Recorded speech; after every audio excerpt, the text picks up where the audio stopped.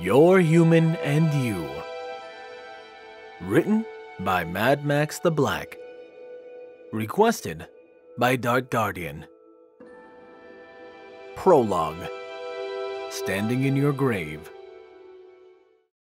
The smell of grease filled my nostrils as I leaned over the hot grill. Sweat dripped from my brow as I hurried to remove the finished meat, placing it in its proper tray. Throwing the grease-covered spatula on the top of the grill, I walked over and shoved the meat-filled tray into a heated slot with the other meat. After setting the timer, I turned my attention back to the grill. "Regular meat is up," I said loudly, trying to be heard over the other noises in the grill area. My manager, Charles, looked back at me from his position at the beginning of the assembly table. "We need more nuggets, Max," he said. He had a thick Asian accent that made it almost impossible to understand him sometimes. It didn't help that he was also fairly soft-spoken. "They're going down," I said through gritted teeth, trying to clean most of the excess grease off the grill. Giving up on getting the grill clean at the moment, I turned and opened one of the freezers located in the grill area, pulling out 2 bags of nuggets. I tore a hole in the plastic and emptied both bags into the fry basket. I dipped the basket into the fryer and hit the timer. As the chicken nuggets began to cook, I glanced out at the lobby. It was full of customers. The line at the cash register was wrapping itself around the inside of the restaurant before heading out the door. The line of cars in the drive-thru lanes indicated they too were similarly packed. As I looked out the sea of people, I groaned inwardly. Another typical Friday in hell," I muttered under my breath, wiping my forehead with the back of my arm. "I've got an order of 25 cheeseburgers coming up," one of the order takers in the drive-thru yelled, covering her headset's microphone with her hand. The entire kitchen staff, myself included, groaned aloud at that. "You are going to have to park them," Charles called out before turning back to me. "Max, I need regular meat down right away." "On it," I said, already heading to the proper freezer. Opening the lid, I reached down into the frozen depths, only to find it empty. Cursing, I straightened up. "Charles, we're out of regular meat." He looked back at me and swore to himself in Korean, pulling a ring of keys out of his pocket, doused them over to me. "Go back to the freezer and grab a case," he growled. I caught the keys deftly. As I hurried out of the grill and towards the back of the store, I heard the order takers call back another big order. "Who the hell orders 17 Big Macs?" I grumbled, picking up the pace. Reaching the freezer door, I began flipping through the keys, looking for the right one. I found the bugger, jammed it into the lock, and twisted, yanking the door open, and I hurried inside. Glancing around, I shivered as the cold air of the freezer hit my skin, freezing the sweat on my arms and face. As my breath fogged the air in front of me, I hurried from box to box, looking for the one that I needed. Locating the required meat, I picked up the box and proceeded to head back out the freezer. Putting my back to the door, I pushed against the frozen metal. The door swung open and I stepped backwards. "What the fuck?" I cried in alarm as my foot fell through nothing. It felt as if the floor had just disappeared out from underneath me. Dropping the box of meat, I filled my arms around as I tried to regain my balance. I remained suspended in the air for a brief moment before falling backwards. There was an immediate flash of blinding light and I closed my eyes in pain. As the light subsided, a burning sensation tore at my throat, causing my eyes to water. It felt like I had eaten a handful of habanero peppers.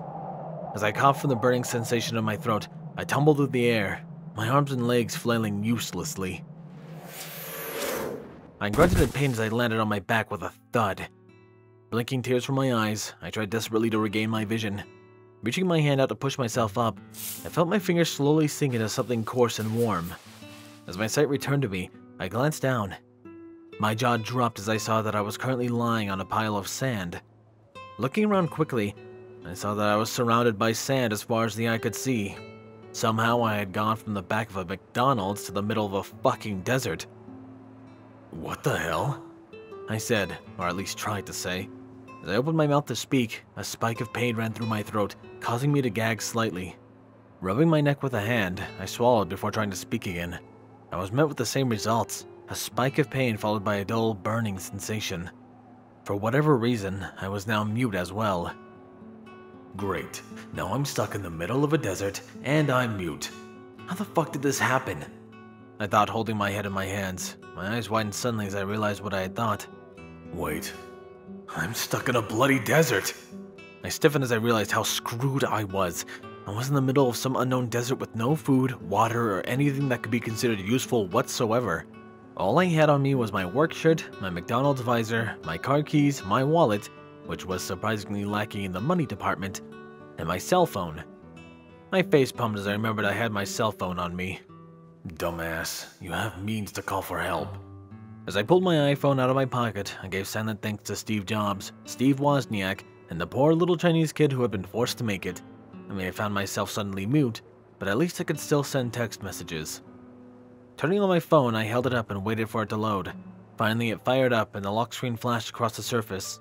I glanced to the upper right-hand corner of the screen, and I cheered silently as I saw that I had 82% battery life left. I hadn't wasted playing games before work earlier. Thank God for little miracles.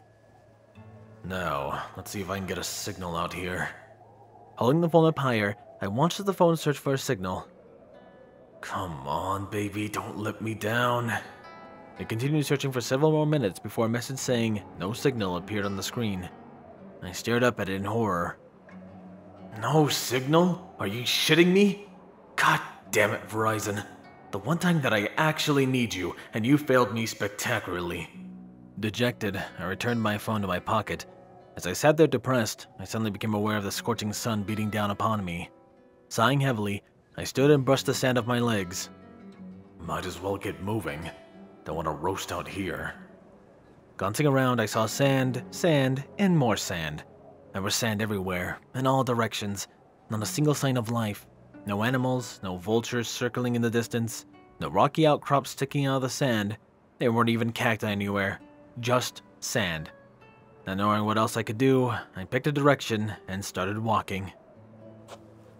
I now know what it feels like to be the meat I cook on the grill.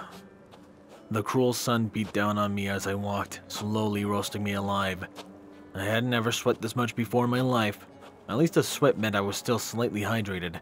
I hadn't had anything to drink recently, my last beverage being a Red Bull several hours before ending up in this hellish landscape.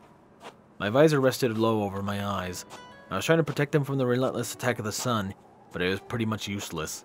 It wasn't even a proper hat. It was basically a thin strip of black fabric with a visor attached to it. I don't even think that McDonald's thought the hat would be used for anything besides looks when they were designing their uniforms. Sand continued to fill my shoes with each step I took. The gritty texture was starting to get very, very uncomfortable. It was almost like I wasn't wearing shoes at all. Okay, enough of this bullshit. Sitting down, I quickly unlaced my shoes, ripping them off of my feet. I held them in my hands, examining them. Ew. The bottoms of the shoes were coated in a mixture of sand and grease. Trying to swallow down the bile rising from the back of my throat, I tossed my disgusting shoes as far away from me as possible. It wasn't that big of a loss on my part. They were provided to me by McDonald's Corporation. My sandy, sweaty socks soon joined the shoes. Standing, I grimaced as the sand shifted between my toes. Grumbling, I tried to ignore the sensation as I continued on my way. Have you ever reached the point where you're pretty sure that you've totally lost it? I think I may have passed that point about 3 hours ago. It may have been the dehydration or my imagination, but I felt like the sun itself was watching me, laughing at my attempts to survive. I pulled my visor down over my face. I didn't quite feel like having a staring contest with the big ball of fire in the sky. I reached into my pocket and pulled out my wallet. Turning the black leather object around in my hands, I stared down at it with a blank expression. Cracking it open, I glanced into its empty insides. Grunting in annoyance, I closed the wallet and chucked it as far as I could get the fucker to go. It was pretty much useless to me now, as it had only my driver's license and my debit card in it. Besides, I really needed to throw something, and the phone was clearly more valuable. Oh God, I'm bored out of my mind. There was nothing to do in this desert except walk. I was possibly in a life-threatening situation, but I needed something to take my mind off what was happening to me. Normally I would sing to myself, but thanks to the newfound muteness, that was out of the question. If only there was some way to pass the time. I stopped mid-step and face-palmed. Of course, I had a way to pass the time. I had an iPhone in my pocket that had over 2,000 songs on it. I wasn't one of those weird people who had over 10,000 songs loaded onto their phone, but I had enough to be satisfactory. Fishing around in my pocket for my new best friend, I pulled out my phone with a smile plastered on my face. Already hearing the music in my head, I turned the device on and proceeded to unlock it. As I looked up for the music app, I happened to glance up at the battery icon. 35% power? How the hell is it that low already? I was horrified at the rate I was losing power. It It didn't make sense. I hadn't used the phone since I found out there was no